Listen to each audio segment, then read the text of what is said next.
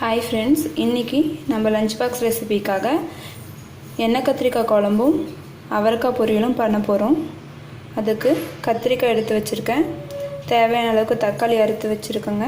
அதுக்கப்புறம் வெங்காயம், கொஞ்சமாக இஞ்சி பூண்டு, சீரகம், மிளகு, அப்புறம் இது அவரைக்காய் பொரியலுக்காக நிலக்கடலை பொடி எடுத்து வச்சுருக்கேன். அவரைக்காய் அறுக்காமல் இந்த மாதிரி நம்ம கையிலே கிள்ளி போட்டுக்கிட்டோம்னா நல்லா டேஸ்ட்டாக வரும். கொஞ்சமாக வெங்காயம் எடுத்து வச்சுருக்கேன் பொரியலுக்காக.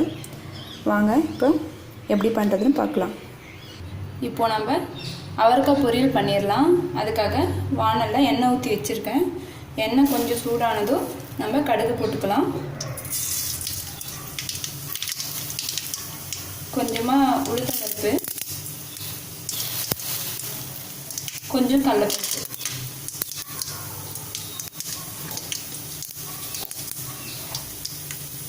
கொஞ்சமாக சீரகம்,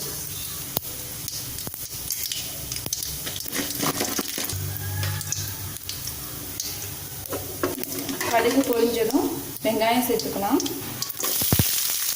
வெங்காயம் கொஞ்சம் வதங்கட்டும். கொஞ்சம் கருவேப்பிலை சேர்த்துக்கலாம்.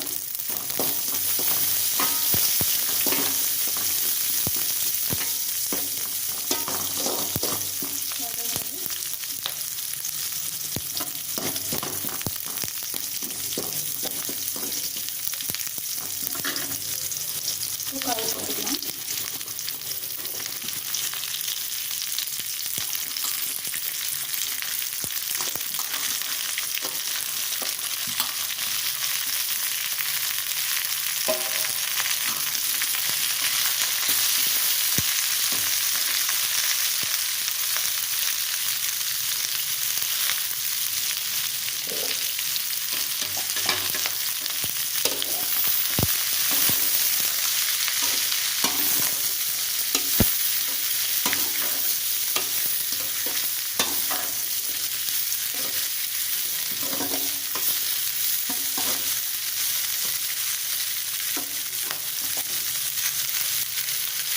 கொஞ்சம் உப்பு, மஞ்சள், கொஞ்சமாக மிளகாத்தூள்,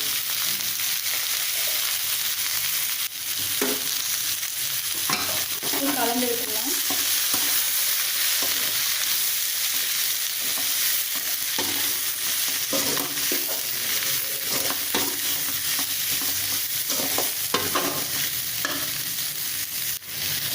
இப்போ கொஞ்சமாக தண்ணி தெளித்து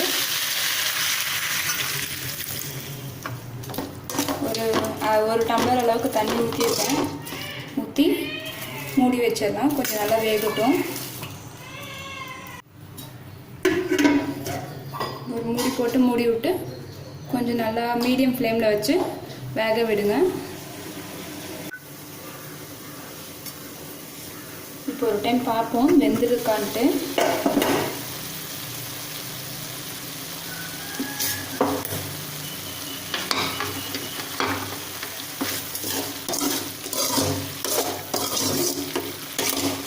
வெந்திருக்கு காய் நல்லா. பாருங்கள், தண்ணி இருக்கு இல்லையா, இது தண்ணி வற்றணும்னா கொஞ்சம், அதனால் கொஞ்சம் ஹை ஃப்ளேமில் வச்சு கையில் வணக்கிட்டே இருந்தால் தண்ணி குந்திடும். ஹை ஃப்ளேமில் வச்சு மூடி போட்டு வைக்காதீங்க, தீஞ்சு போயிடும். அவ்வளோதான். பாருங்கள், தண்ணியெல்லாம் அப்படியே குந்துது.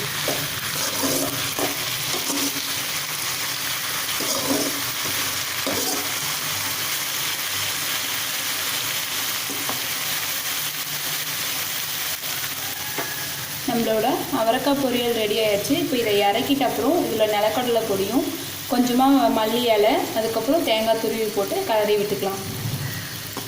ஃப்ளேமில் இருக்கும்போது போடாதீங்க, இறக்கிட்டப்பே போடுங்க, அப்போ தான் டேஸ்ட் நல்லாயிருக்கும். ஓகே, நெக்ஸ்ட்டு எண்ணெய் கத்திரிக்காய் குழம்பு எப்படி பண்ணுறதுன்னு பார்ப்போம். இப்போது எண்ணெய் கத்திரிக்காய் குழம்பு பண்ண போகிறோம். அதுக்கு மசாலா அரைக்கிறதுக்கு ஃபஸ்ட்டு என்னென்ன தேவையோ அதெல்லாம் வதக்கி எடுத்துக்கலாம். ஒரு வானலில் எண்ணெய் ஊற்றி எண்ணெய் காஞ்சிருச்சு. இப்போ அதில் வெங்காயம் சேர்த்துக்கலாம்.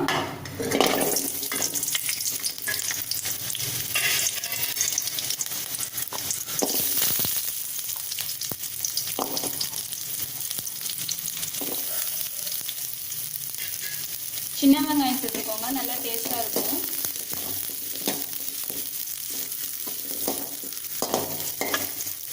இது கொஞ்சம் பிங்க் கலரில் வதங்கி வரட்டும். அதுக்கப்புறம் நம்ம இது கூட இஞ்சி பூண்டு சேர்த்தலாம்.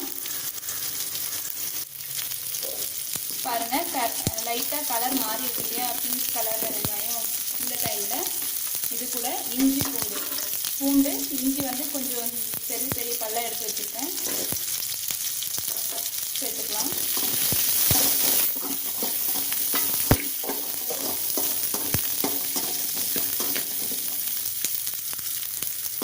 இது கூடவே சீரகம் கொஞ்சம் மிளகு,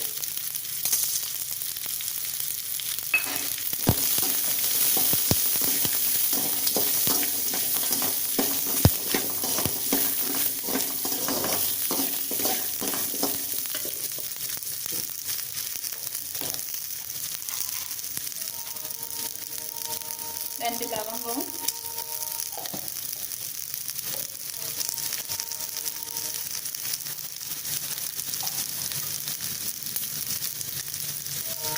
சின்னதாக ஒரு பட்டை,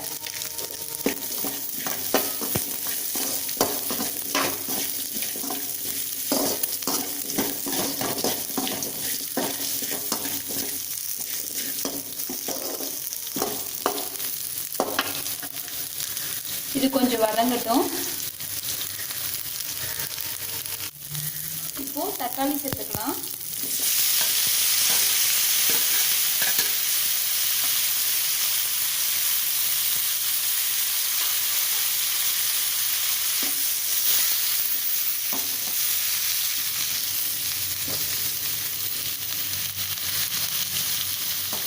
தக்காளி கொஞ்சம் வதங்கி நல்லா சுண்டி வரட்டும்.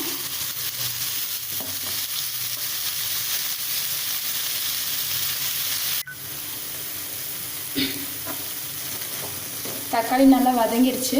இப்போ இதில் நம்ம மிளகாத்தூள், மஞ்சத்தூள், மல்லித்தூள் சேர்த்துக்கலாம். கொஞ்சமாக மிளகாத்தூள்,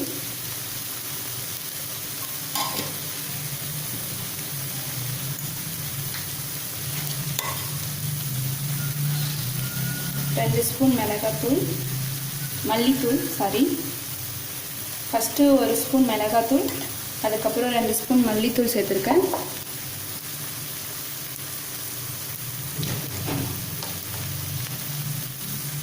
கொஞ்சம் மஞ்சள், சும்மா இதை வந்து ஒரு கலரி விட்டு இறக்கிடலாம். ரொம்ப வதக்கிடாதீங்க.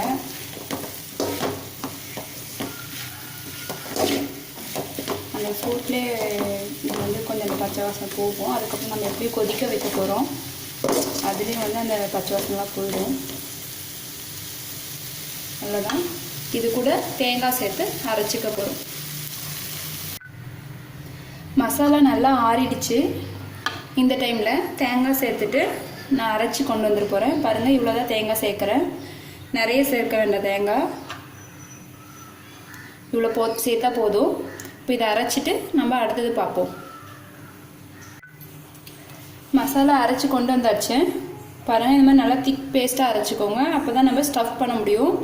கத்திரிக்காவை இந்த இடத்துல இருக்க அந்த காம்பு மட்டும் கிள்ளிட்டு, நீட்டமாக இருக்கிறத கொஞ்சம் காம்பு விட்டு அறுத்து எடுத்துருக்கேன். இந்த மாதிரி கீத்து போட்டுக்கோங்க.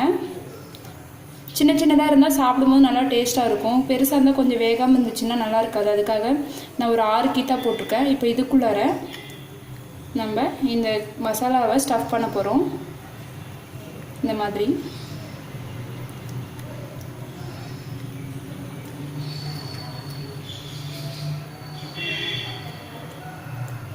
நான் எல்லா மசாலாவும் ஸ்டஃப் பண்ணிவிட்டு உங்களுக்கு காட்டுறேன். பாருங்கள், எல்லா கத்திரிக்காயையும் நான் மசாலா நல்லா ஸ்டஃப் பண்ணி எடுத்துருக்கேன். இதை இப்போ வந்து எண்ணெயில் வதக்கிட்டு குழம்பு செய்யலாம்.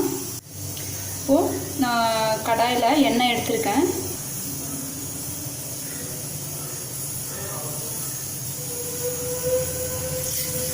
கடுகு சேர்த்துருக்கேன்.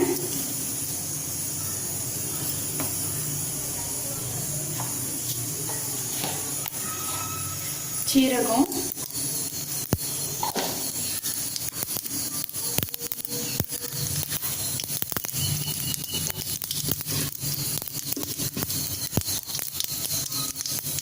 வெங்காயம் சேர்த்துடலாம்.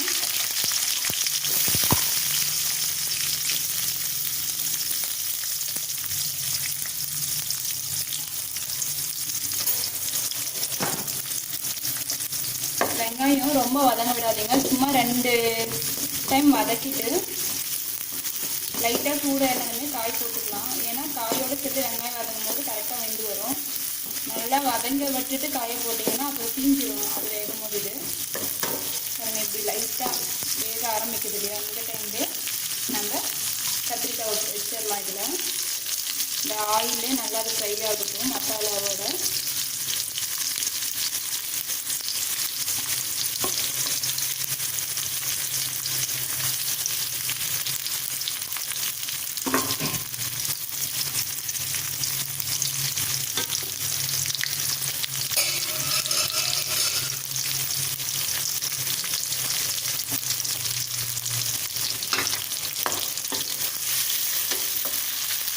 ஃப்ளேமை மீடியம் பண்ணிக்கோங்க.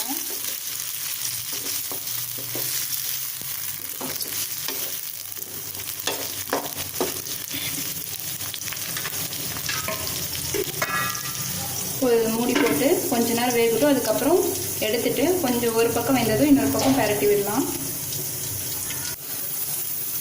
இப்போது திறந்து பார்த்து இன்னொரு பக்கம் கிளறி விட்டுடலாம்.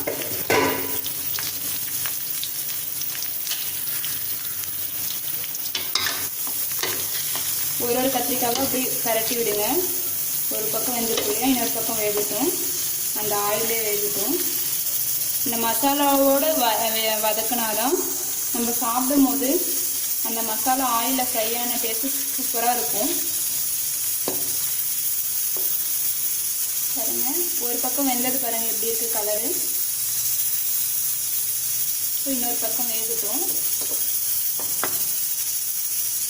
இந்த டைமில் லைட்டாக உப்பு போட்டுக்கலாம்.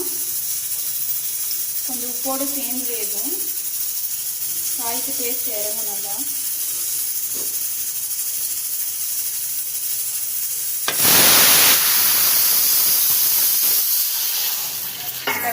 இன்னொரு பக்கம் சாதம் வெந்துட்டுருக்கு. அதுதான் விசில் வந்தது. இன்னொரு விசில் வந்ததும் அதை ஆஃப் பண்ணிடலாம். இப்போ இதை மூடி வச்சுட்டு கொஞ்ச நேரம் வேக விட்டு அதுக்கப்புறம் திரும்பவும் மறுபடியும் இன்னொரு பக்கம் பரட்டி விடுவோம்.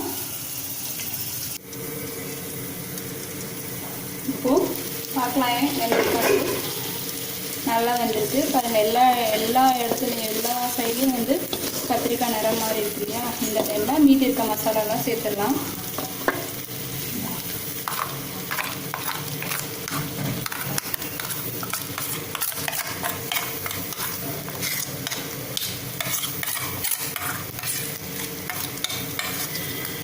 கொஞ்சம் தண்ணி விட்டு கலந்து விட்டுக்கலாம்.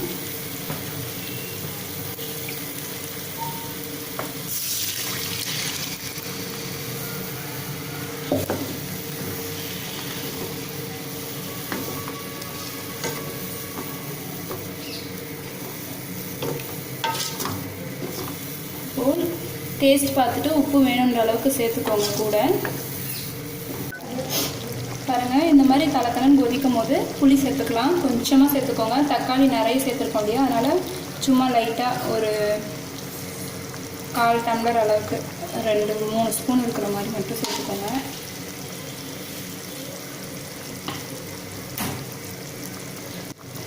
இதை கலந்துட்டுலாம். புளி பச்சை வாசம் போனதும் இறக்கிடலாம். அவ்வளோதான், நம்மளோட எண்ணெய் கத்திரிக்காய் குழம்பு ரெடி ஆயாச்சு.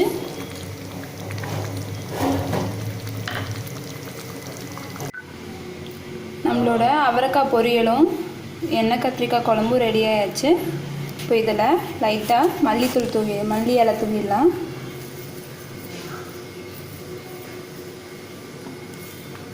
பொரியலுக்கும் மல்லி இலை போட்டு கொஞ்சமாக நிலக்கடலைத்தூள் போடலாம். வறுத்த நிலக்கடலைத்தூள் பொரியலுக்கு மட்டும். இப்போ இதை கலந்து விட்டுட்டு லஞ்ச் பாக்ஸில் பேக் பண்ணிடலாம். நம்மளோட எண்ணெய் கத்திரிக்காய் குழம்பு லஞ்ச் பாக்ஸில் பேக் பண்ணியாச்சு. அது கூட அவரைக்காய் பொரியல், சாதம், ரசம் எல்லாம் ரெடியாக இருக்குது. நீங்களும் ட்ரை பண்ணுங்கள். டேஸ்ட் பார்த்துட்டு எப்படி இருக்குன்னு கமெண்ட்டில் சொல்லுங்கள். தேங்க்ஸ் ஃபார் வாட்சிங். நெக்ஸ்ட் வீடியோவில் பார்ப்போம். பாய்.